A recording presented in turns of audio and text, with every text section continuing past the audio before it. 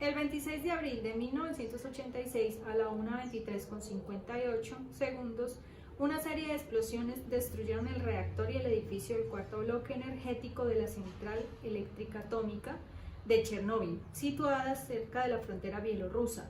La catástrofe de Chernóbil se convirtió en el desastre tecnológico más grave del siglo XX.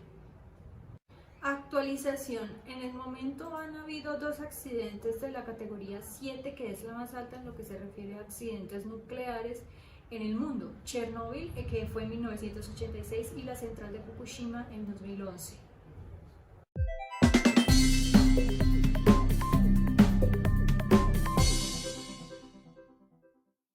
Hola, este es mi rostro, por fin me dejo ver, soy lectuber y pues voy a dejar un poco la timidez de la pantalla y empezar a mostrarme un poco más. Bueno, en este momento les voy a dejar mis reseñas sobre lo que pienso y la sinopsis de Voces de Chernóbil. Cuando abrí sus páginas por primera vez, lo primero que vi es que dice que es una crónica. Yo la verdad no vi cronología en la obra, solamente la fecha y hora de comienzo del desastre, donde se da partida a la narración y la serie de relatos que se cuentan en este libro. Y no sé en este caso si me faltó análisis para estar de acuerdo con la subportada de que es una crónica. Yo la verdad considero que el libro es una obra polifónica, de hecho lo es, a modo de entrevista narrativa. Para dar orden a las entrevistas, la escritora lo denominó y las ordenó como monólogos. Ella en cada uno de estos dice que es un monólogo y es la primera vez que leo este formato. Por eso decidí investigar el género literario y de ahí mismo descubrí este tipo de género narrativo, que inclusive le dio un premio Nobel de literatura a Svetlana Alexievich en el año 2015. Svetlana Alexievich, escritora y autora del libro Periodista, reúne las declaraciones de cada persona con la que pudo reunirse para que contaran su historia, y como su título lo dice, el objetivo fue darle voz a los que vivieron aquel suceso del 26 de abril de 1986, donde todo cambió para una región entera. Y como bien se describe en el título, para identificar la incompetencia, el heroísmo y el dolor de todo el pueblo ucraniano y bielorruso. ¿Cómo lo visibilizan en esta obra escrita? Pues bien,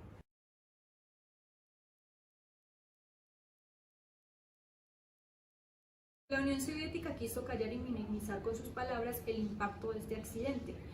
Por eso muchos funcionarios tenían inclusive más miedo a la ira que podía llegar desde arriba, desde sus superiores, que del mismo átomo y de su radiación. Mientras tanto, la población no sabía lo que una amenaza inodora e invisible a los ojos, eso sonó como muy al Principito, los mataba, los enfermaba y seguían asistiendo a clases, por ejemplo, normalmente, bañándose en los ríos, aspirando el aire de Chernóbil, bebiendo la leche contaminada de las vacas de los campesinos, y así con muchas cosas que siguieron haciéndose con naturalidad durante los primeros días de esta catástrofe, sin que los ciudadanos, campesinos y demás personas alrededor de la planta notaran todo lo que estaba sucediendo a su alrededor. ¿Cómo vemos el heroísmo? Liquidadores que durante los 2 minutos que subían al pie del reactor a limpiar el grafito eran personas que en su mayoría ya no están en este plano universal, ya murieron. Los bomberos que atendieron los incendios sin saber qué es lo que se están enfrentando, los médicos, los científicos que quisieron minimizar el impacto pero no fueron escuchados por un gobierno terco que no quería atender los llamados de la sociedad que los necesitaba.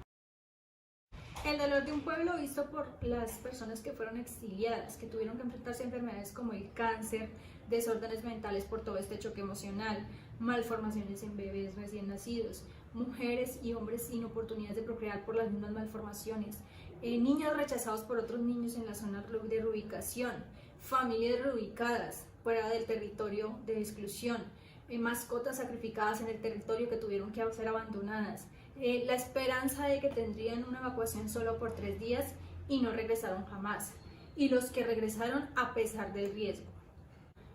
Profundizando más en esto, debido a la acción de pequeñas gotas de radiación constantes en el ambiente, cada año crece el número de personas enfermas con cáncer, con deficiencias mentales, con disfunción neuropsicológica, mutaciones genéticas, y buscando ampliación de esta información busqué cifras de la Organización Mundial de la Salud sobre la catástrofe de Chernóbil. Le atribuyen a más de 4.000 muertes directas. Esto quiere decir que el 3% de aumento de cáncer en la región también se dio, y principalmente en cáncer de tiroides en los niños, lo que les mencioné anteriormente, además de las enfermedades mentales y físicas que sufrieron debido al estrés que generó todo este choque, como les comentaba, depresión y ansiedad por la sensación de peligro que vivían constantemente. Siempre pensaban que el agua estaba envenenada, que la leche no se podía tomar, etcétera, a pesar de que estaban en zonas sin riesgo. Disminución en la expectativa de vida en sus vidas profesionalmente, el sentimiento de tener un lugar en la sociedad, de ser rechazados donde vivan, la discriminación y el miedo de los demás los excluía y generaba rechazos y ataques a los niños. Ellos no volvieron a sonreír. El libro además me permitió resolver algunas dudas que había dejado la serie Chernobyl de HBO. Por ejemplo, yo veía que siempre mencionan Chernobyl, pero en la serie se mencionaba Pripyat. Yo no sabía esto, que Pripyat era la ciudad más cercana a la planta nuclear. Pues bueno, me puse a investigar por qué decían esto, y aquí está la explicación a esta confusión. Bueno, esto es Chernóbil, la ciudad como tal de Chernóbil dentro del país ucraniano, pero la planta nuclear estaba un poco más retirada, más cerca hacia Pripyat. En Pripyat podemos ver, vamos acercándonos, este es el sarcófago que protege los desechos radiactivos que quedaron después del accidente. El sarcófago, no estoy segura si este es el que va a quedar y que va a durar 100 años, para protegernos de la radiación que emite el reactor.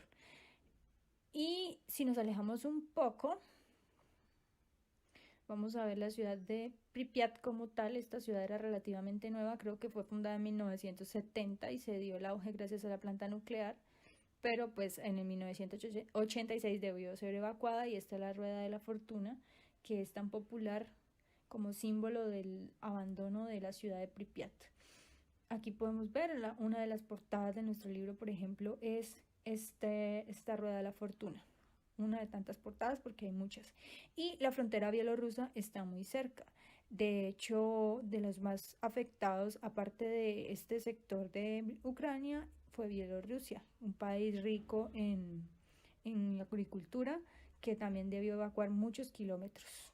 De acuerdo con cifras que estaba analizando, 35.000 personas fueron evacuadas de la zona contaminada. Algunos no se marcharon, se quisieron quedar, sobre todo los campesinos. Otros regresaron a la zona de exclusión sin importar las advertencias, pero dicen que estos, de acuerdo con la Organización Mundial de la Salud, estos pudieron enfrentar inclusive mejor la situación que los que fueron reubicados. También se vieron algunos mitos, personas que creían que el vodka era alguna forma de protegerse contra la radiación, y también leí acerca de algunos mitos urbanos sobre las personas que fueron reubicadas. Dice que les tenían miedo, que decían que alumbraban en las noches, algunos inclusive los querían desnudar para que se iluminaran en las noches. Buscaban peces de 3 ojos en la zona, animales y humanos de 2 cabezas y otras bestias, cosas que todas fueron parte de la mitología de Chernóbil. Bueno, esta es mi reseña, 406 páginas, incluido el epílogo. Mi apreciación del libro es que cada monólogo remueve las entrañas de esos estados de frustración y abatimiento frente a los hechos que el hombre causó, en pro de la egolatría y en el afán de querer superarse.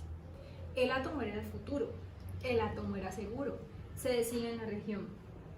Vi la serie de HBO y esta me motivó pues a leer este libro, pensando que, yo pues lo compré pensando que era la fiel copia de la serie, y por eso quería ver una explicación mucho más técnica de lo sucedido, entenderla mejor porque quedé con algunas dudas, y escuchar más sobre el legado de Legasov, el científico que fue protagonista de la serie, pero se mencionó únicamente en un par de monólogos sin mayor contexto sobre él. En este están solo los relatos de un pueblo, hay los relatos de un pueblo en el cual vi reflejadas muchas escenas de la serie. Muchos capítulos se basaron en él, pero no todos, y principalmente de Lyudmila Iñatenko, la esposa del bombero fallecido Vasily Iñatenko. Ella de hecho en una entrevista dice que se sorprende porque en la serie no la mencionaron, pero que la serie le gustó mucho por su característica informativa sobre lo sucedido en la época. Ya para concluir, este es un libro que nos atrapa, nos sumerge en ese mundo que ahora se recuerda simplemente como una utopía de lo que fue y quedó como la peor pesadilla para quienes vivieron la catástrofe. Es fácil de leer, el traductor nos permite conocer contextos de algunos hechos, de algunos dialectos que hablaban en la zona, la región eslava como tal, y me imagino que es el idioma ruso. Además, mucho material fílmico y fotográfico fue destruido, todo lo que retrataba el éxodo y otros hechos de la catástrofe fueron destruidos por la fuerza pública debido a la confidencialidad que se manejaba del accidente. De hecho, también se habla que había teléfonos chuzados y demás para evitar que se filtrara información por fuera de la Unión Soviética. Sin embargo, pues ya sabemos la dimensión de esto, que inclusive pudo llevar al fin de la Unión Soviética y a la renuncia de Gorbachev. De todas maneras, mi calificación fue 4 estrellas. Yo les voy a dar otro video explicando por qué 4 estrellas. Y nada, recomendado para quienes lo quieran leer. Excelente libro.